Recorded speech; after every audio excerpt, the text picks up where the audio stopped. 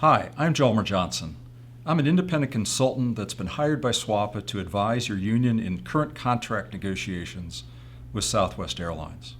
I've been focusing my efforts in 5 key areas. First, to assist in the development and negotiation of proposals on economic issues. Second, to undertake evaluations of union and company proposals. Third, to evaluate both other pilot agreements and current pilot negotiations at other airlines to assess their implications on these negotiations. Fourth, to analyze the company's financial ability to pay. And fifth, to be part of the professional and leadership team interfacing with the National Mediation Board. I have spent my entire 35-year career advising pilot unions on economic, financial, and strategic matters in negotiations, corporate restructuring and bankruptcies, mergers and seniority integration proceedings, and union administration and strategy. I developed and ran ALPA's Economic and Financial Analysis Department and was ALPA's chief professional financial negotiator on economic issues in every major negotiation in the 1980s and 1990s. I subsequently became ALPA's general manager and chief of staff and was responsible for all professional advice, resources, and strategies provided to ALPA pilot groups in negotiations in the 2000s and the early part of this decade. Since retiring from ALPA, I have continued to work as a professional negotiator, advising pilot unions on economic, financial, and bargaining issues as an independent consultant. Most recently, I advised the Independent Pilots Association in its negotiations with UPS in a similar capacity as I'm performing for SWAPA. I have been directly involved as an advisor and negotiator in hundreds of pilot contract negotiations over my career. I have also been certified as an expert witness in U.S. federal court, U.S. bankruptcy court, and administrative proceedings in the areas of airline economic and financial analysis, pilot negotiations, and contract valuation. I would like to cover with you today both market benchmarks for key pilot compensation issues, as well as the status of the table positions on these issues in the current negotiations between SWAPA and Southwest. Pay rates, career compensation, 401k and DC plan contribution rates, retro pay or signing bonuses, and the rate or magnitude of the increase in proposals or settlements over the current collective bargaining agreement. With regard to pay rates, I believe the appropriate comparison airlines for Southwest are American, Delta, and United, and the appropriate aircraft to benchmark Southwest pay rates against is the 737-800. Southwest will be retiring all of its 737-300s and 500s by next year, causing its fleet to be comprised solely of 700s and 800s, including MAXs, over the remaining duration of the pending contract. I believe the applicable rates for such benchmarking are as follows. The American Group 2 rates, which are paid to all narrow-body pilots at American except those flying 757s. The Delta 737, 700, and 800 pay rates, which is a single rate in that pilot contract, and the United 737-800 rates. While United does not pay its 700 pilots the same as 800 pilots, the net impact, approximately 4% difference, on a blended rate for all these airlines as compared to Southwest fleet is a total of around 1%. However, I believe this minor difference is insignificant and should be considered as an offset to at least some of the career compensation gap between Southwest pilots and the compensation at these other airlines, all of whom have career paths to larger, higher-paying aircraft. I will show you an analysis to measure this gap later in this presentation. The market for pilot pay rates has undergone significant change over the past 2 years. At the beginning of 2014, Southwest pilot pay rates, here measured as hourly rates using a 1.149 conversion factor, were the highest in the industry for a 737. Delta pilot pay essentially reached parity with Southwest through 2 pay raises in 2015. The 2015 American Joint Collective Bargaining Agreement, an outgrowth of the merger with U.S. Airways, was the first contract to push rates higher than Southwest. This was then followed by a contract extension at United earlier this year. It was in this context of a changing market that SWAPA developed its platform proposal on pay rates. The company's initial pay proposal in May largely tracked the 2015 American JCBA, with a 9.3% raise in October 2016 and 3% raises annually thereafter. Subsequently, Delta Management, which had resumed negotiating with its pilots following the failure of the Delta Alpha TA in 2015, put a pay proposal on the table that pushed market rates above the United extension rates. Because of the Me Too clause in the 2016 United contract extension, and the Delta Management proposal to not modify its current pilot profit-sharing plan, United pilots would gain a 2.21% raise 2 months after a Delta pilot agreement, here shown as October 2016 for comparison purposes, and would track Delta pay raises annually through 2019. Southwest Management's response: on July 20th, their counter was to increase the initial raise from 9.3% to 12.55%. The rates in their proposal are only 1.5% above American rates and would put Southwest pilots over 5% below Delta and United pilots. This is a more detailed comparison of the platform rates to those proposed by Delta. As shown in the prior slide, current rates on an hourly basis at the two airlines are essentially equal. While the date of signing raise in the platform would put Southwest rates 2.1% above those at Delta, a raise at Delta on 1/1/17 would put Delta above Southwest by about 1%. Because of the difference in the effective dates of pay raises, this shift back and forth as to which airline has the higher rates continues until Southwest rates edge ahead due to the 4% annual raises in the platform versus 3% at Delta, as well as a raise in the pending Southwest contract on 9/1/19 after the proposed amendable date of the Delta contract. As I mentioned previously, a key reason to compare the highest 737 rates at American, Delta, and United rather than a blended rate is to maximize Southwest pilots' limit on career compensation. This is a portrayal of a pilot career path as measured by hourly pay rates and progression up longevity scales, moving from first officer to captain positions, as well as, for other airlines, to higher paying equipment types. Since Southwest has a small narrow-body only fleet, pilots are disadvantaged in their career compensation path relative to those at American, Delta, and United, all of whom have large narrow-body, small wide-body, large wide-body aircraft, each with higher pay rates. Should Southwest want its own pilots to receive maximum pay within the limited scope of its operations to both maximize pilot career earnings and to better attract pilots who otherwise are drawn to higher career earnings both at American, Delta, and United.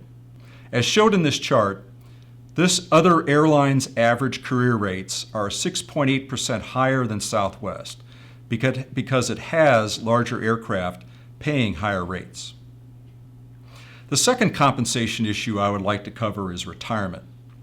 As we are all aware, the higher the percentage of a pilot's pay contributed to a pension plan, the greater their ability to have a well-funded retirement. Actuarial analyses performed by my retirement insurance department while I was general manager at ALPA concluded that a percentage at or above 15% of pilot income is necessary for effective retirement funding. The industry standard contribution rate into 401k or DC plans is 16% of pay. In addition, industry standard is not to require pilot contributions and for companies to match such contributions, as is the case at Southwest. This slide summarizes the percentage of pilot pay contributed to 401k or DC plans by major airlines. Southwest is currently 100% matching pilot contributions up to 9.3% of pilot pay with caps, second only to Spirit as the lowest in the industry. While Southwest's July 20th proposal increases its proposal of 100% matching from 9.3% to 10% and adds a 5% DC contribution, It also takes the equivalent value away from each pilot's profit-sharing payment, making the proposal cost neutral. Yes, you heard that right. The company proposes that if it is contributing at least 5% of your income through the profit-sharing plan into your retirement account, it will recoup what it separately contributes to a new defined contribution plan by reducing its profit-sharing payment to you on a dollar-for-dollar basis. As I'm sure you're aware, the profit-sharing payment to pilots in 2015 represented 15.6% of income. Negotiations that extend years into the amendable period, such as here at Southwest, usually incorporate a sizable retro payment or signing bonus payment to provide pilots with pay for lost compensation and lost raises due to delay of reaching a new CBA. Retro payments or signing bonuses are often measured by applying foregone raises each year during the period without a new contract, or what I refer to as full step retro value. The percentage rate of a retro or signing bonus payment compared to the value of the full step retro value provides a useful benchmark among settlements. The Southwest July 20th signing bonus proposal of $326 million plus roll-up equals 71.7% of the SWAPA platform, which is a full step retro value proposal, and falls short of the bonuses measured as a percent of full step retro value at FedEx and UPS. These negotiations are mediated by the National Mediation Board. The NMB evaluates how and when to use the provisions of the Railway Labor Act, in part based on whether it thinks proposals are inside or outside what it describes as a zone of reasonableness. Our effort in working with the NMB has included focusing on what we believe are appropriate metrics to measure each party's proposals and whether SWAPA or the company proposals are reasonable or not reasonable. The benchmarking of pay rates, DC plan contributions, and retro payments are all such examples. The overall settlement rate is a more comprehensive metric because it measures the additional cost or value of the new CBA or proposal as a percentage of the cost of the prior or current CBA. This is a better measurement than simply comparing the total cost or value of an agreement because it adjusts for the size of the pilot group and the duration of the new agreement. This is the settlement ruler. On the right side of the ruler are the percentage increases in pilot costs attributable to the new pilot contract over the prior contract for the FedEx CBA in 2015 at 21.7%, the UPS TA in 2016 at 35.8%, and the United JCBA in 2012 at 36.5%. These CBAs were selected because they are the only pilot agreements in the past 10 years that went well into the amendable period and therefore included both sizable retro payments and a large step up in pay at the date of signing due to the lengthy negotiations. As you see on the ruler, the value of the Southwest management proposal in May of 11.9% essentially equaled the value of the failed TA. Although Southwest management did improve their offer on July 20th over the prior table positions, the value they have on the table for Southwest pilots of 15.3% is less than half the platform and well below the ranges of the settlement at these and other airlines. At a 31.3% increase in total cost, the SWAPA platform on the settlement ruler is between United and UPS on the upper end and FedEx on the lower end. Cost per available seat mile, or CASM, is a standard measurement of costs at and between airlines. Pilot CASM is a valuable benchmark because it combines the impact of pilot pay, rates, benefits, work rules, profit sharing, productivity, and airline operations.